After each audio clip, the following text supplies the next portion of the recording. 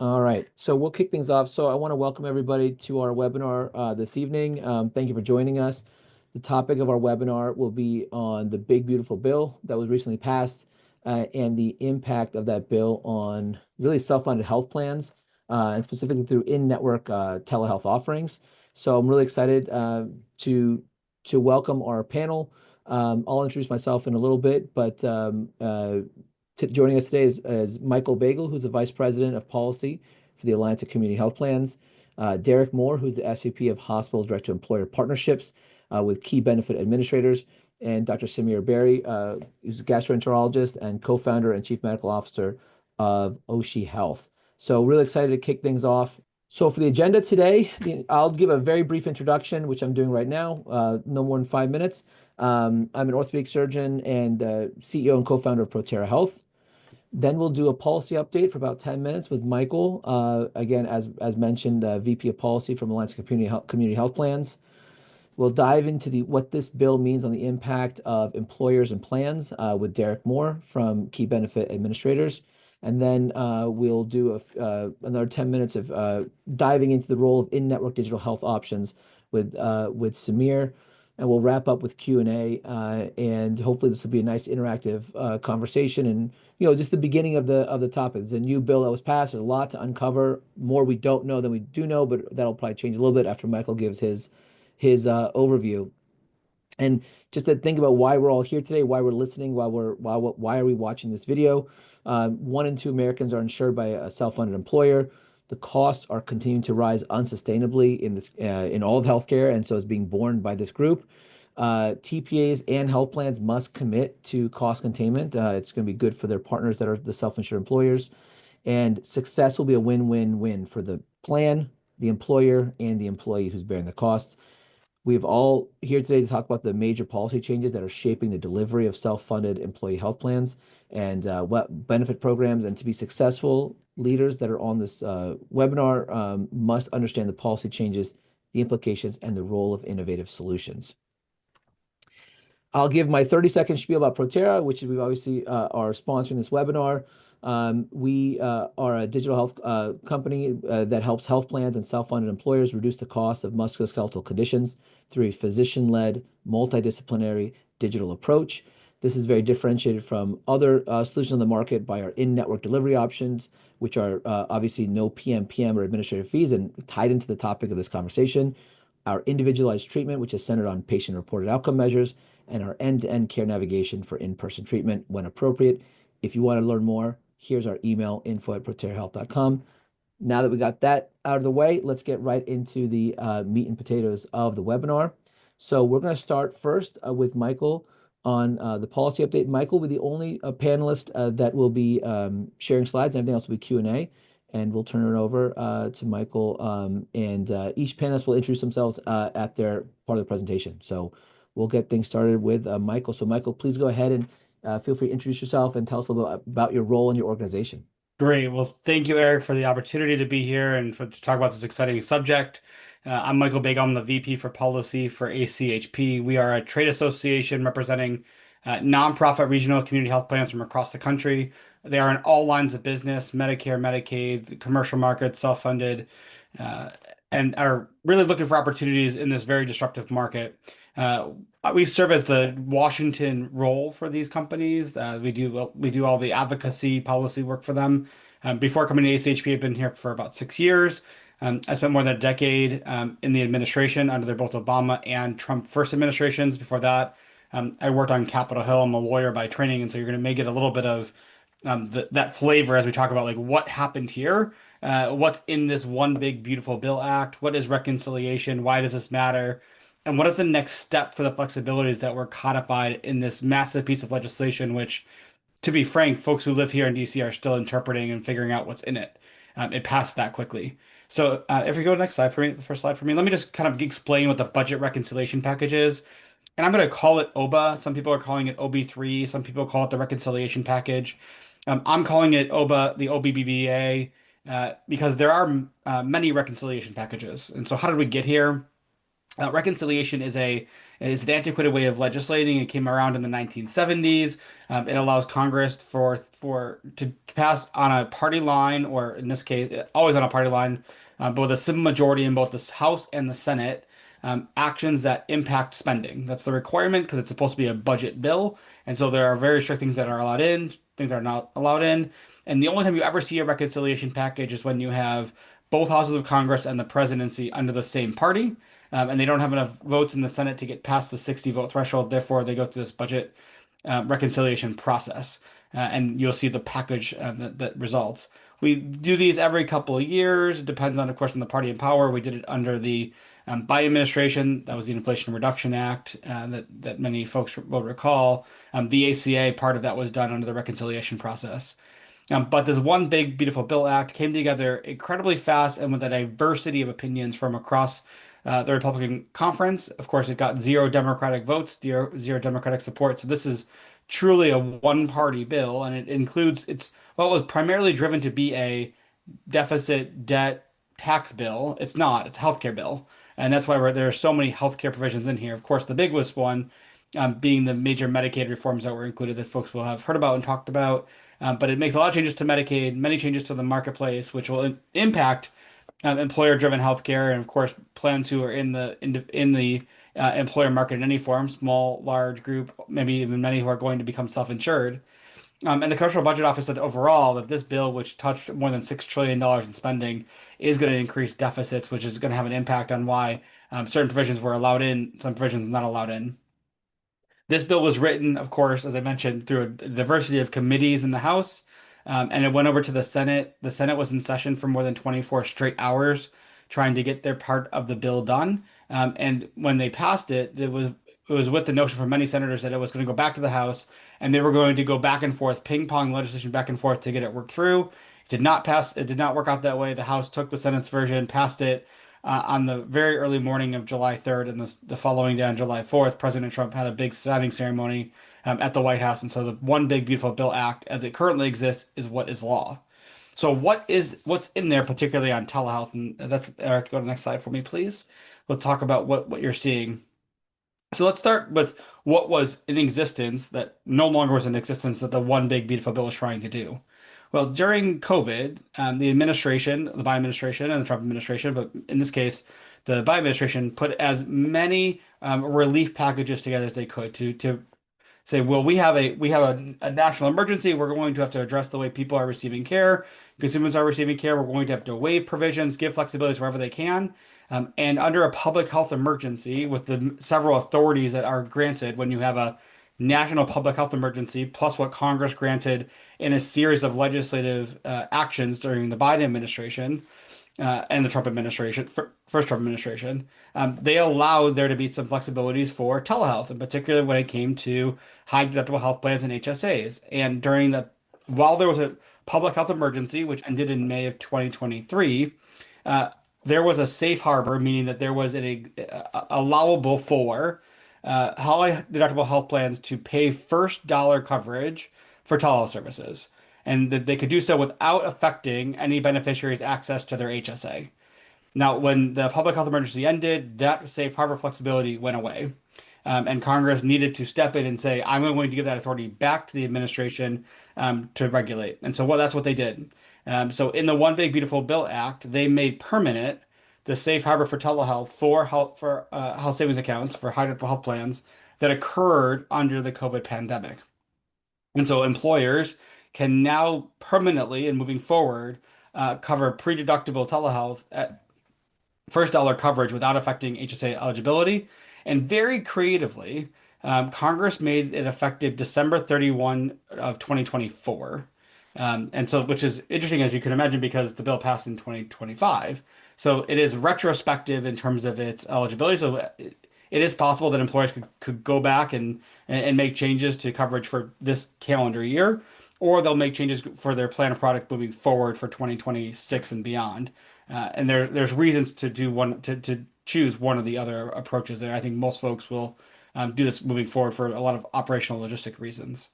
From a reconciliation reason, the reason this was able to pass was because this will affect spending. This does directly affect federal expenditures. We expect that there will be a tax implication, obviously, from having folks being able to not have to dip into the HSA to get telehealth services.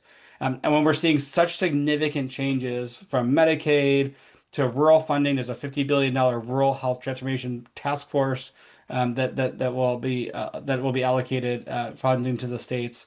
There's going to be a significant churn across the industry, and so we expect that this provision in particular will be one that the Department of Labor will take lead on addressing to regulate, and CMS and the Department of Treasury will also have to engage in. So, like most things in Washington, D.C., nothing is easy.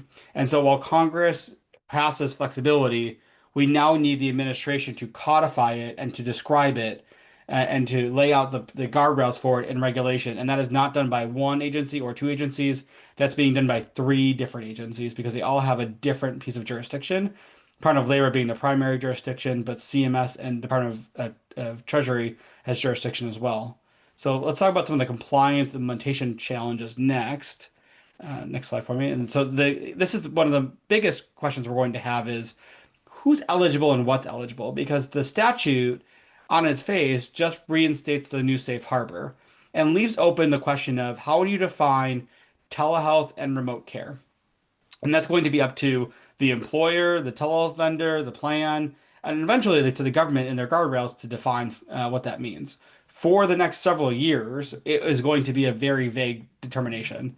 I would not, we do not expect that the administration, while they are going to regulate this, are going to part and parcel what remote care means. They're going to leave a lot of discretion to the industry to figure out what that means. But employers, as a result of that, have to define in their summary plan descriptions, their benefit coverage documents, their member communications, what they mean when they say telehealth and remote care, and what therefore can be covered by first dollar coverage by the plan, by the employer, and not having to dip into your HSA funds. I also put on here that there's an interesting angle here with the $50 billion in rural health transformation, because I suspect that while we'll see what every state does with that, that money is going to go to every state different amounts to each state depending on what they submit for their plan. That will likely be a large investment in virtual care delivery and in broadband and other abilities to support telehealth and virtual care, which could also then have an opportunity to expand the services that plans offer, that employers offer, that vendors offer in this space as we look forward for the next several years. So, what does this mean as you think about your next steps? And that'll be my last slide for you. There's a lot to be done as you think about the safe harbor being put back in. First and foremost, you're going to have to renegotiate your contracts because now you have the ability to buy things, in mass. You may get better pricing. You may, work on different arrangements. So there's a side of what employers and plans need to do with their vendors, but there's also a lot that the plan or whoever you contract with to do your communications needs to do to follow ERISA requirements. So you have to revise all of your plan documents, your member communications, and there are very strict requirements for what you must do to update those. But you have lots of opportunities to think about, okay, how do I make sure that if I'm going to offer these additional telehealth services that I have quality for them? How am I going to bill for them? How am I going to make sure that, I'm balancing what I'm offering as first dollar coverage versus what I believe should be an HSA service? Am I trying to do monitoring with this, or is this going to be strictly sick care, telehealth, primary care services? What is the opportunity, particularly in rural areas, which may not be used to telehealth coverage or virtual care services? With remote patient monitoring, hospital at home, et cetera, there's a lot more opportunities here than maybe before. And that's where I would end, which is we've had a lot happen between May of 2023 and September of 2025. And so, as plans begin to think about, employers begin to think about, consumers begin to recognize the opportunities that the safe harbor from this teleprovision from the one big beautiful bill comes into place, there will need to be a lot of education from all parts to make sure that that you're all moving forward in the same direction, understanding the opportunity here, and staying abreast of the upcoming and forthcoming regulatory, sub-regulatory, and other guidance coming from the federal government. Awesome. Thanks, Michael. I've got a couple just quick questions, and it's coming from a lay perspective. You said it was a very partisan bill, like strictly partisan bill. Was it any single component of the bill that pushed it to be more partisan, or just the concept in general? Like, what made it so partisan? I know obviously DC is already partisan Yeah. as it is, but This provision, so there are many provisions of the bill that, if they were standalone, would have gotten bipartisan support. This was probably one of them, because telehealth is a very much of a bipartisan issue. But the process of reconciliation has always been a partisan process. So regardless of like what's in the final bill, the fa once you go down the process of using reconciliation to get something over the finish line from a legislative perspective, it's always going to be partisan. And I cannot recall. I don't believe we've ever had a reconciliation bill that has gotten votes from the minority party ever in okay. our in the past 50 years. So it was naturally going to only be Republicans who supported it. And then one question that came up actually before the webinar started is in your membership at ACHP, there's a lot going on in the health plan landscape. So the bill in general or different components of the bill, where did this kind of get on the radar for your plan members? What really perked attention or kind of got the attention? So one thing that's I think quite interesting about this piece of legislation and just everything else happening in the larger industry, we're seeing massive disruption from utilization trends, acuity trends, plan withdrawals, provider renegotiation of contracts, acuity changes, and we can go on and on and on for all the reasons we're seeing. We also then had a massive piece of legislation that was pushed forward that has $1 trillion in Medicaid potential cuts and changes to the roll side and changes to the tax code and et cetera, et cetera. How you focus on any one of those is really hard. So this is an important provision, but I just listed 18 other things that are also very important things that people are thinking about. And what we have seen, and I will say this is still true of the ACA, there are parts of the ACA we are now almost 15 years, we are now more than 15 years past its passage.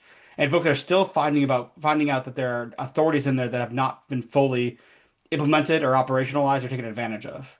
I suspect we'll see the same thing in the OBA piece of legislation that until the industry disruption begins to settle down or folks have a chance to fully understand the bill or see what's in there, that there will be a lot more opportunities and emphasis here. Let me lastly add one last thing, and this is where we get from a little bit of a nerd lawyer perspective. Punctuation in legislation really matters. And so you have folks who are now looking through and saying, is like, what does this comma mean for the interpretation here? What authorities do we need to have regulated versus stand on their own? And so we are going to spend months and months, if not years, regulating all the authorities that are here. And so you're going to see many folks leap in and say, I want to offer this flexibility. I want to leverage the safe harbor. And it makes sense to, because in all the priorities that the Department of Labor, Department of Treasury, Department of Health and Human Services have to regulate this further, this is not going to be one of them. They're going to say employers, plans, members, go off and do this, use this flexibility. We're not coming to enforce or come after you. We have a lot of other things to prioritize. From a health plan perspective, and I know others will speak to this, I think there's a great opportunity here to say, listen, virtual care is a way that most people want to receive their care now. It's cheaper, faster, easier, more accessible. How can we also help from an employer's perspective get people care so that they can go to work and deliver their service and not be stuck, waiting for an appointment or at home sick. I think we will see a lot of folks leverage it. I don't see it happening in the next 3 months. I think it's going to be, of course, a little bit of time to let it sink in. But we as an industry are fast followers. And we've always seen that it only takes one or two folks to really be the lead. Now there's folks copy, but those who've always been the leaders, get the advantage of doing that. And so I always say, encourage our plans particularly to lean in as much as possible because there is great opportunity here. That's a perfect segue, and I do think we've seen the interest. Are you taking them out? We've seen the interest on the digital health side that there is more interest right now because the plans can offer this, and it has been of some excitement because I think, like you said, Michael, it's it's it's got some enough flexibility that can be deployed pretty quickly. So I think it's super exciting. So we'll come back to you, Michael, on the Q&A. But I think it's a perfect segue now to welcome in Derek Moore. Derek is a SVP for Direct Employer Partnerships at Key Benefit Administrators. So what we'll do is we're going to kind of do a little bit of Q&A with you, Derek. So No Derek, problem. I think, from your question, maybe tell us a little about you, your role in your company, and kind of as a quick introduction to you. Yeah, sure. So I'm Derek Moore. I'm the Senior VP of KBA's Direct-to-Employer Health Plan Division. KBA is one of the largest privately held third-party administrators in the country, and we do a lot of different things, a lot of different group benefits. We're primarily focused on self-funded, the commercial self-funded market. We're headquartered in Indianapolis, and we have a pretty distributed workforce of over 800 employees. So been around since 1979, and we're a market leader in the direct-to-employer health plan segment, where we partner with providers, typically health systems, and we contract with them, and then we offer a health plan with that health system, or it could be several health systems together in a market to go direct to the employer, the self-funded employers, and we're the conduit, or we convene that, and it's all end to end, including claim payment, obviously, which is very important. So we see opportunities in this bill for us, but we think it's a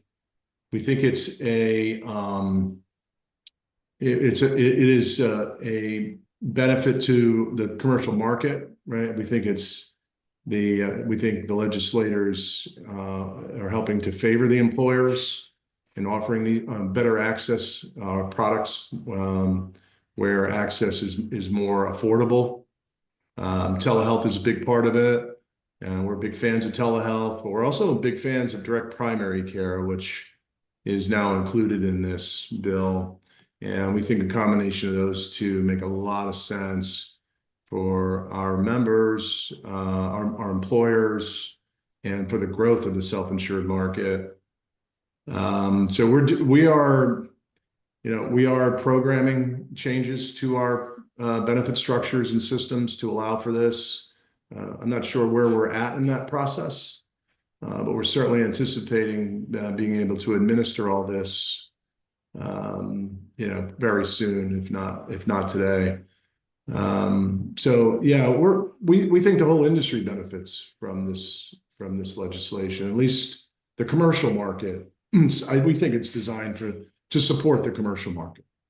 And you brought up DPC and direct primary care. Where was DPC on the radar for you all and your employers before the bill, and what are you hearing now since the bill passed? There's been a lot of buzz about it. Again, we've been in the market a long time. We've been paying claims since the late 1970s. We've seen a lot of trends. We have thousands of groups that we administer, and some of them have direct primary care, traditional direct primary care solutions that have been underwhelming, quite frankly. The return on investment hasn't been that great that we've seen from those solutions. But we believe that if it's managed properly, direct primary care could have a tremendous impact on the cost of care and population health for our groups. One of the big things that we struggle with is people don't go in for care, and they don't have a primary care physician. And in our world, what we mostly care about from a financial perspective is stop loss. So our groups all have stop loss, and our stop loss carrier relationships are vital. And direct primary care can have a huge impact on high cost claimants, and we can show it in our data. So getting people access to a primary care physician who can coordinate everything is a huge win in our view for our groups. And if they can afford it more easily, or the members can access it, pre-deductible, I think we think it's a huge win for the members. And this DPC access from the Big Beautiful Bill, is it just to kind of educate me and others, is it wrapped up in that kind of safe harbor, or are there other DPC provisions that are actually more specific to that offering? To the bill, or what's happening Yeah, today? to the bill. Yeah. What about the bill makes DPC more accessible now? I think the fact that it allows members to be paid for by the employer, Yeah. Without it violating the HSA qualifications, just makes it easier for them to offer HSA plans, which, right, and do the direct primary care at the same time and not have to access the HSA account, which they weren't allowed to do before in offering this. So I just think it gives them more flexibility to offer direct primary care and telehealth, regardless of the benefit structure that they're offering and the consumer product like an HSA, right? It's allowing those two to coexist, which we think is very valuable. When do you think you're going to start seeing some more interest on the from the employer side on these telehealth offerings? It may have already happened from this bill, but when do you think they're going to start catching on that this is a new avenue for care, preventative care, and so forth? I think it'll take time, and we spend a lot of time with brokers that represent, that sell KBA products, and the brokers we're spending a lot of time with our broker partners to educate the employers. A lot of times we rely on the brokers for a lot of the more strategic advisory, right? So, and the employers are coming to us as well, looking for advice. So, yeah, that's how we're approaching it, And mainly for through the the broker partners. and for the TPAs and the plans that are administering these sorts of products to employers, do you think this is or what is the opportunity you think in taking advantage of these provisions to grow their own business with these types of partners? Well, we think if you're educated and intelligent about the OBA, I think it gives you an advantage. It shows that you are, up to speed on everything. But again, there's so much going on. Like Michael said, so much transformation happening in this industry right now. It's hard to quantify what the value of this is going to be. We just overall believe it's a benefit to the commercial market. There's a renewed focus on the commercial market. The commercial market is where it's at today. We've always been there. So I think it helps boost the commercial market and boost self-funding, which is where we are, as are many others. And do you think the all self-funded employers will benefit proportionally from this provision, or you think the bigger ones may benefit more, or the smaller ones may benefit more? Where do you think that'll swing? Uh, I yeah, I guess it just depends on, the adoption. It's so hard to tell. Again, the HSAs when they came out, I wasn't at KBA, but I thought that there'd be much more adoption for HSAs than there actually has been. It's very hard to tell. I just think it's an overall tailwind for the commercial self-funded market. And you mentioned the role of brokers. Where is this bill and telehealth provisions fitting on their radar? Are you hearing them talking about it at kind of the forefront, or are they kind of getting more interested, or where are you hearing it from their perspective? I think it's just starting with them. It's Yeah. very early. I mean, the bill passed 2 months ago, and we're also in renewal season. This is a very busy season for TPAs like us and health plans in general. So I think 26 a lot more will be revealed. And then and That's our then kind of position on it.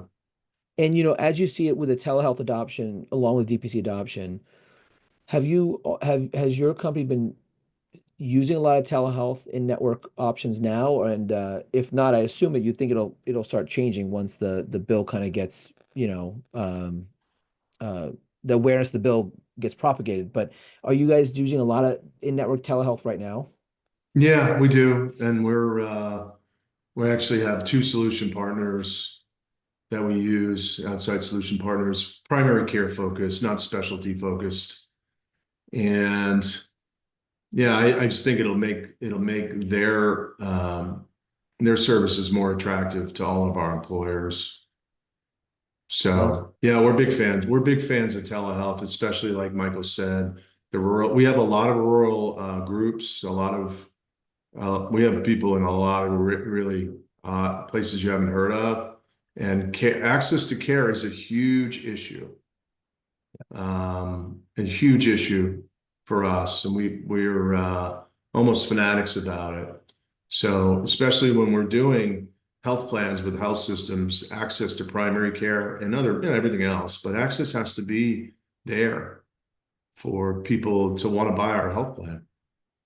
And obviously there's a lot of good things in the bill. What are some of the things that give you pause or concern, or that still need vetting out from this bill from your perspective?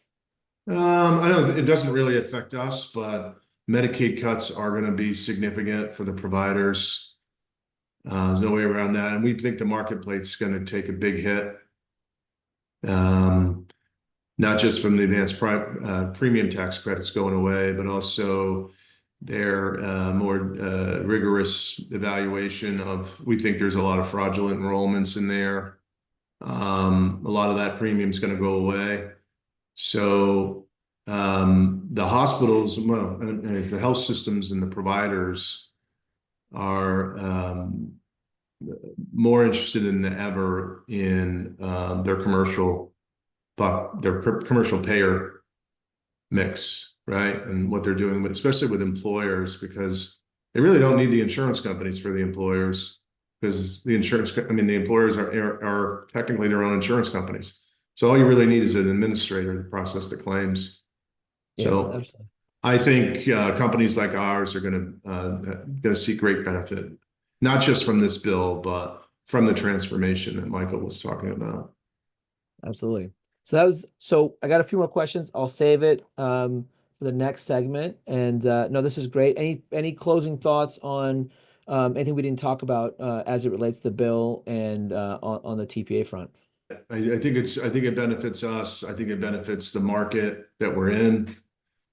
Um, and again, direct primary care, if it can be like delivered in a way that would be satisfactory to us, in other words, there's real return on investment, and there's dedicated providers to these members, right? If they're paying a subscription, they need access.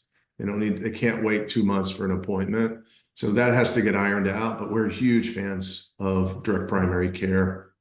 Wonderful. So All right, great. yeah, we're Thank you. excited. Good. So I appreciate you, Derek, and we'll go to the next segment with Dr. Samir Berry. So Samir, you can go ahead and if you want, introduce yourself and tell us about your company and your role. Yeah, sure. Thanks, Eric. So I'm Samir. I'm a gastroenterologist. I practice in New York City. I'm also the co-founder and chief medical officer at Oshi Health, which is a national telehealth clinic providing multidisciplinary care via telehealth to patients with digestive diseases. So that's things like irritable bowel syndrome, Crohn's disease, ulcerative colitis, undiagnosed GI conditions. Huge impact not only on cost, but on workplace productivity. Number one driver of workplace absenteeism after the common cold are GI issues. Number one reason people go to the emergency room but are not admitted are also GI issues. So really big impact, high levels of stigma. And we're excited to be on this presentation with you, Eric, to talk about how this bill's impacted us and what it means for us as an in-network provider caring for No, these. absolutely. And obviously I've followed along Oshi quite a bit, and I'm not a GI doc, but I can see where those stats are coming to play. Right now in the digital landscape, what is different about the Oshi model being in network? You said, telehealth clinic versus a traditional vendor model itself. What makes it different what you guys are doing versus let's say, more of a digital approach, an app-based approach that's not as clinical? And how does that impact outcomes? It's a great question. I think to be an in-network provider, and you know this too, Eric, just requires a higher level of rigor of evaluation from the health plan. If they're going to allow you to be an in-network provider, the amount that of scrutiny that's placed on your outcomes, your cost savings, your data, your information security. An in-network provider, right, is treating, it's diagnosing, it's prescribing medications. This type of care complexity that you can deliver as an in-network provider in many categories is required to achieve better health outcomes, better cost savings for the purchaser, reduced absenteeism. In some areas and in some categories, being like a vendor or a wellness benefit might work. If all you need access to is some content and a health coach for some conditions, that could be beneficial. But I think complex condition areas like MSK, like GI, having some content in a mobile app with microbiome testing, for example, it's not going to really drive the outcomes and the cost savings.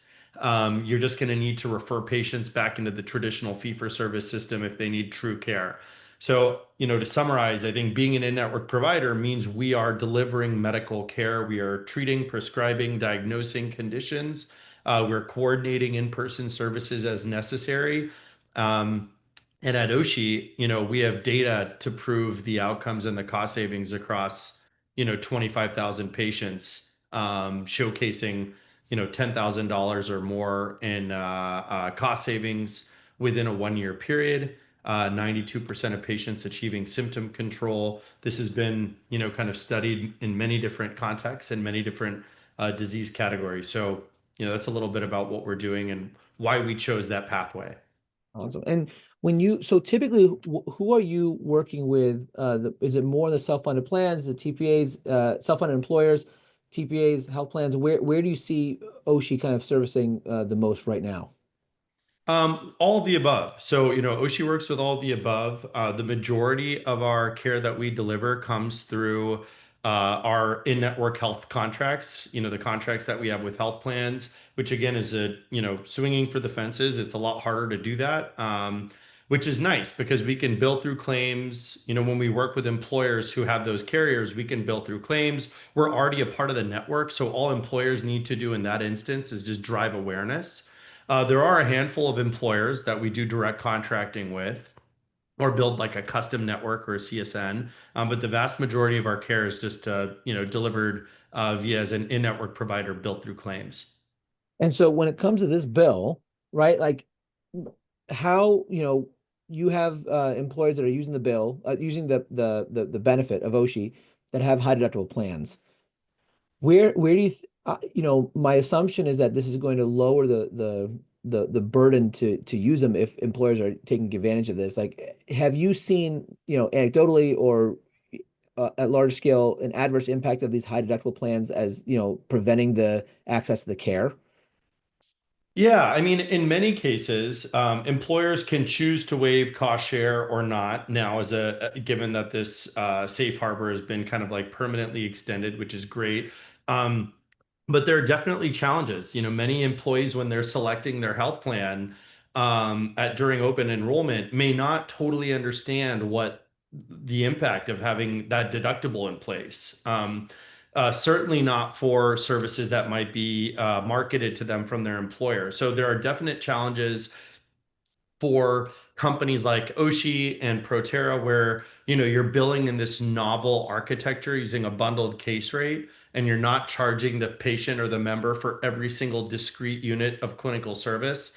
When you bill as a bundled case rate and then you combine that with a patient who has a high deductible health plan, there can sometimes be a little bit of sticker shock to the patient, right? Which is unintentional. So this bill really helps avoid that, helps patients get access to more advanced, innovative models of care, where they can access the amount of care that they need to feel better and not have to pay for every discrete unit of that care. So those bundled case rates have that benefit. And now with this safe harbor extension, we'll be able to provide that to many patients where their employers are going to waive the cost share for that. And you touch upon something that's really important. So let's say, and I think this is worth diving into a little bit, in the high deductible scenario, if I've got $1,000 deductible, and let's just say Ocean, I'll just make up some numbers. Let's say it costs $500 a month. In a normal GI clinic, I would go see the doctor. There'd be a $75 charge for that first visit, and I get the bill, and I'd go a few times, and each time it would be $75 or $60, whatever it is. But with Oshi, whatever that bill is, it's all in one payment. And so that I think is worth kind of expanding upon because they now have a much bigger bill for all of it together, even though it's probably more value. And so how do you educate patients in the old model with the high deductible plan, how that's going to work? How do you educate them and kind of what kind of resistance did you see in the old model? Yeah. I mean, in a point of clarification, I know you were using exemplary numbers. We bill three billing milestones, and those three billing milestones cover, basically unlimited access to care for a 1 year period. We have some patients who have 40, 50 visits with us a year. They still will pay those same just three billing milestones. And so the challenge in digestive disease and many other chronic conditions is if you put cost share in front of every single visit, of course it deters, it changes patient behavior and may have them, restrict their own access to care. There's been studies showing that even, very, very small copays can actually deter the right patient behavior. And so as we continue to put out more data showing, 60, 70% reduction in ER utilization, $6,000 of GI cost savings per year, $10,000 of all cost savings per year, many employers are realizing that overall, they're going to end up saving money by waiving cost share for their employees, allowing them to get access to the care that they need without having to have any personal kind of cost on the employee, and that the employer is going to end up saving money overall long term. And have you guys started to see with your employer partners that are in excitement or interest in switching over to that model? Or are they still kind of getting to know what this bill is? And how are you educating the employer partners as well on that? Well, we have a really phenomenal employer team at Oshi that helps navigate our partners on the employer side at TPAs. Um, and we work together to help them understand what communication needs to go out to their employees regarding these changes. We've already seen a lot of benefit so far since this was passed, and a lot of employers choosing to make this change. So most of the employers that we've started to work with are, really well informed and taking advantage of the change. Awesome.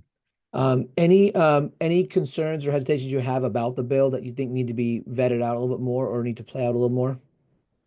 I mean, I think the safe harbor, the telehealth safe harbor is excellent. I think, millions of people are going to get access to really high quality care via telehealth that's convenient, that's accessible, that, is proven outcome benefit. I, as a clinician, have concerns around the Medicaid cuts for sure. I think that will definitely make things more challenging for hospitals. It will make more people uninsured. But, with my Oshi hat on, thinking about telehealth, I think this is overall positive. Awesome. Thank you.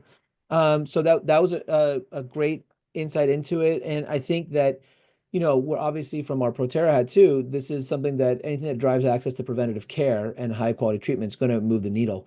And it's why copays and cost shares are way for things like mental health and primary care. There's a reason for it, and I think that's what the spirit is.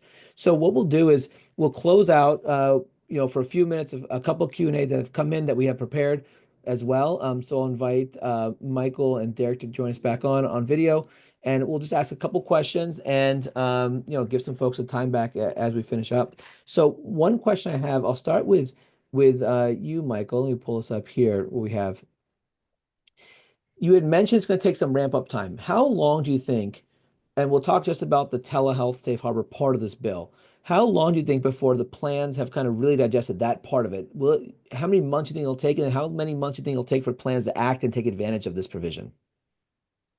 I don't think plans are going to be the first one to understand this provision. I think it's going to be employers pushing their plans to take advantage of the provision. There's just as we talked about, there's so much in this bill, particularly in the Medicaid space. There's so much disruption happening from the rate changes across the different lines of business that they just have their hands full, and they're about to enter into the AEP timing, of course, for federal programs, also for commercial. I think some will think about it for next year, for 2020 in 2026 for a 2027 year. But I think it's going to be more employers coming to them and saying, this is an opportunity we want to think about having that will push plans to think about it, particularly those plants who have leveraged this kind of flexibility before and want to use it again. And then is there a timing like when they can turn this on for employers? Can it be done anytime or the plan design, or does it have to be on a certain time point, like at the beginning of the year? So at this point, you could turn it on prospectively going into next year, or you can do it retrospectively. The thing you have to be really cognizant about is all the work that goes into turning it on, or doing it, of course, retrospectively for the 2025 year. You have to make sure all of your ERISA requirements, your summary of benefit changes, your member of communications reflect how they're leveraging the benefit. And so you have to have to be thinking about that in advance and building enough lead time to share that. I think there's still time to do that for 2026 and certainly time to do that for 2027. And I should say that those are also based on a calendar year. There are many employers who do not do their health insurance based on a calendar year time frame. It could be based on any 12 months out of the year. They may stagger it. So whatever you're thinking about doing it, building it a couple months in advance to prepare your member communications, your SBC documents, et cetera, et cetera. It's all very doable whenever they're ready to do it. And last question for the plans that are going to start undertaking these changes, or is on the employer side, do you think there's going to be a lot of need for like guide work and kind of professional services to help guide the plans and employers to do this, or is it kind of the I internal think it's teams will be very able to turn on? self-explanatory. I think the opportunity is you do what you did during COVID when you use the flexibility. I don't expect Department of Labor to regulate it anytime soon. So take advantage of that, put your program into place, get it going, and let the federal government see what you're doing well so that they can regulate around what's already working well. That's Awesome. the And then opportunity here, right? So for plans who are really an employer thinking forward, show the great example so that can be the standard moving forward. and last question, any impact on state versus federal guidelines in this case? No, not in this case, no. I mean, Okay, there's wonderful. going to be state oversight, state regulation of your various commercial health plans, but the safe harbor, because it's done at the federal level, preempts any state requirements. Okay, awesome. Thank you. Derek, next question for you. Hmm. What data do you think the employers are going to want to see that this is working? Because it's going to take a while. Like you can't, it's going to be hard to wait for full ROI data on some of these things because it's going to take a couple of years. What do you think they're going to be looking for to say an early sign that this is worth kind of jumping on?